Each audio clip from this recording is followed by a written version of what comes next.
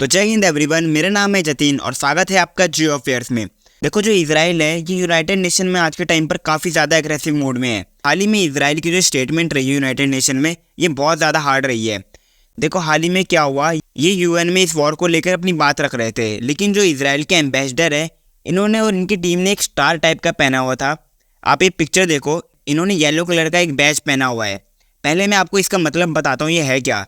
देखो, 23 नवंबर 1939 को जब नाजीज ने पोलैंड को ऑक्यूपाई किया था, तब यहाँ का एक गवर्नर जनरल था हैंस फ्रैंक करके। इसने एक आदेश दिया था कि 10 साल के ऊपर तक के जो ज्यूज होते हैं उनको डेविड के ब्लू स्टार के साथ हाथ में वाइट कलर का एक बैज पहनना होता था।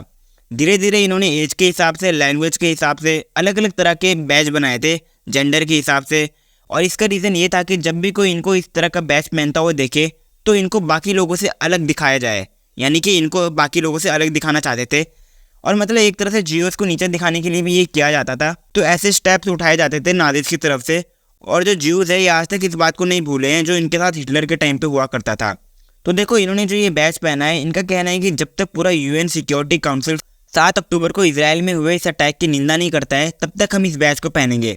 अब देखो, इसराइल अभी तक इस वॉर में काफ़ी ज़्यादा आगे है, यानी इसराइल ने कई सारे एयर स्ट्राइक करी है गाजा में, और अब तो इसराइल ने ग्राउंड ऑपरेशन भी स्टार्ट कर दिया है। मतलब अभी तक इस वॉर में इसराइल काफ़ी ज़्यादा आगे है। आप कह सकते हो कि ये वॉर अभी तक एक तरफा चल रही है, लेकिन आगे क्या होगा ये कोई नहीं जानता है। और देखो, इसराइल ये भी देख रहा है कि वेस्ट में, गल्फ में, एशिया में कई सारे प्रोटेस्ट हो रहे हैं इसराइल के अगेंस्ट में। पर अभी हाल ही की न्यूज़ है, बोलीविया ने भी इसराइल के साथ डिप्लोमेटिक रिलेशन ख़त्म कर दिए, और इसीलिए इसराइल काफ़ी ज़्यादा एग्रेसिव मोड में है यूएन में। और तो और इन्होंने हमास को नाजिस से कंपेयर कर दिया। लेकिन देखो, इसराइल रिस्क नहीं ले सकता है, क्योंकि इसराइल ने ऐसा अटैक कई सालों से नहीं देखा है। क्योंकि इनकी सीमा में घुसकर इनके ही 2000 से ज़्यादा लोगों को मार देना, ये इसराइल के लिए एक बहुत ज़्यादा शॉकिंग इंसिडेंट है। और यही रीज़न है कि इसराइल ने ग्राउंड ऑपरेशन भी स्टार्ट किया है।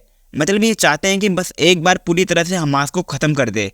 लेकिन ये इतना आसान नहीं होने वाला है, क्योंकि गाजा के नीचे भी एक अलग तरह की दुनिया है। मतलब गाजा के नीचे अंडरग्राउंड बताया जाता है कि 1300 से ज़्यादा टनल है, लेकिन ये सिर्फ मीडिया का कहना है। पॉसिबिलिटी है कि इससे भी कई ज़्यादा टनल्स हो गाजा के नीचे। और अभी हाल ही में इसराइल के प्राइम मिनिस्टर ने भी एक वीडियो रिलीज़ करी थी, जिसमें इन्होंने कहा था कि गाजा को जो सबसे बड़ा हॉस्पिटल है उसके नीचे हमास ने अंडरग्राउंड कमांडिंग ऑफिस बना रखा है।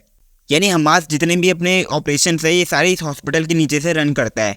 और दूसरा ये भी है कि अब यमन की साइड से भी इसराइल के ऊपर अटैक होना स्टार्ट हो गया है।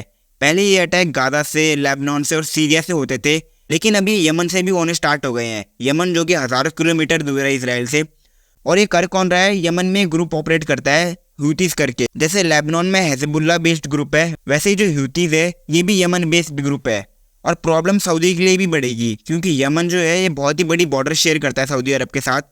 और काफ़ी टाइम से सऊदी और यूएई मिलकर यहाँ पर पीस को स्टैब्लिश करने की कोशिश कर रहे हैं। यानी ये वॉर अब धीरे धीरे कई फ्रंट से लड़ी जा सकती है। तो अब क्या होगा ये देखना होगा। और अगर आपको जानकारी अच्छी लगी हो तो चैनल को सब्सक्राइब कर देना और वीडियो को लाइक कर देना। तब तक के लिए जय हिंद, जय भारत।